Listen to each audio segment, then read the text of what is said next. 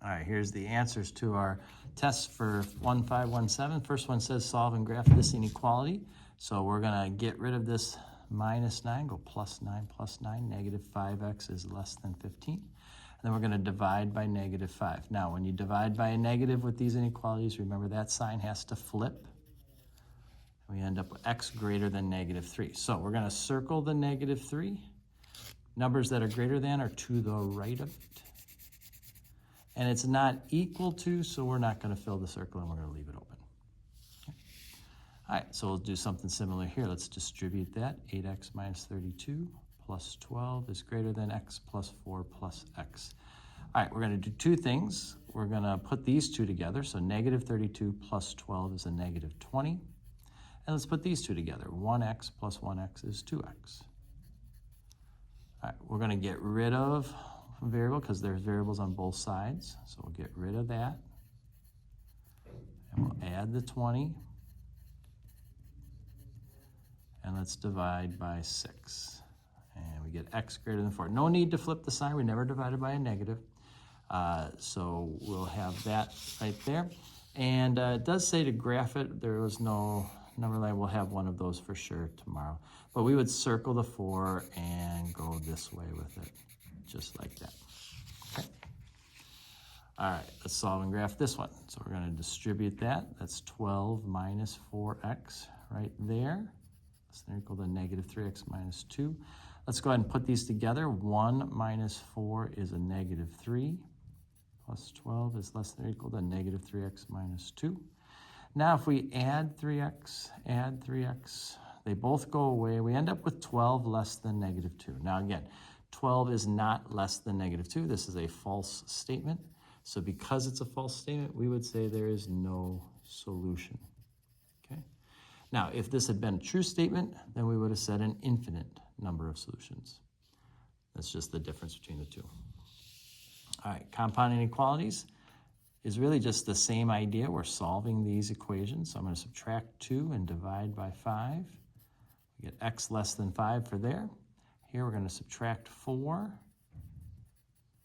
and then we're going to divide by negative 3. Because we're dividing by a negative, we got to flip that sign.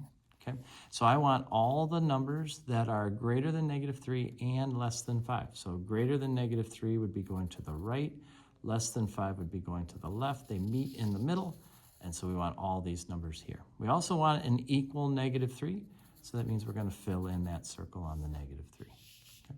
So we want something that looks kind of like that. All right, this one here, we add 8, 6x greater than 18, and then divide by 6, and we get x greater than 3. Okay. Over here, subtract 7, negative 4x greater than or equal to 20, and then divide by negative 4, we get x less than or equal to negative 5. So now I want all the numbers that are greater than 3 or less than negative 5. So less than negative 5 goes to the left, greater than 3 goes to the right, equal negative 5, we fill that in, and there's an OR. Again, the OR graph will tend to be something that looks like that.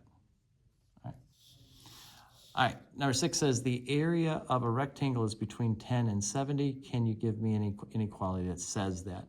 So you see how A is in the middle, in between 10 and 70 for A and B, whereas for C and D, it's on the side. So definitely not C and D. Now, if you look carefully, A says 10 is less than 70, whereas B is saying that 70 is less than 10. That's not correct. 10 is the smaller one, so A is the one that we like there. Okay. Now, this says if you know the length of a rectangle is 5, write an inequality for the height of the rectangle and solve the inequality, show your work. Now, the key on this one is that area is length, length times height, right? So in other words, this area, so when we say that the area is between 10 and 70, we're saying that 5 times height is between 10 and 70. So if we divide everybody by 5, what we end up with is a height that is between here 2 and 14. Okay. And that kind of makes sense. 2 times 5 would be 10, that's the low end, and 14 times 5 is 70, that's the high end. Okay. So a little strange kind of question, but that's how we do that one. All right, now we get these absolute value ones. Can you find this? Remember with absolute value, there's two different equations. There's two different possibilities. This x minus 5 could equal 8, or this x minus 5 could equal negative 8. Okay, those are your two options. And then we add 5 for this one. We add 5 for this one. It's not so hard. You just got to remember to give the two equations. Okay. Same thing here. If we divide by 5 first, we get absolute value x plus 3 equal to 8, and then we make the two equations. X plus 3 equals 8, or x plus 3 equals negative 8. Okay. Subtract 3, we get x equal 5. Subtract 3, x equals negative 11. Okay, so 5 and negative 11. And then when we do an inequality where absolute value is less than 4, so that would include, and we're going to equal 4 too, that would be numbers like 3, 2, 1. Their absolute value is less than 4. 0 is less than 4. And negative 1, negative 2, negative 3, their absolute values are 1, 2, and 3. They're at less than 4. Until you get right here.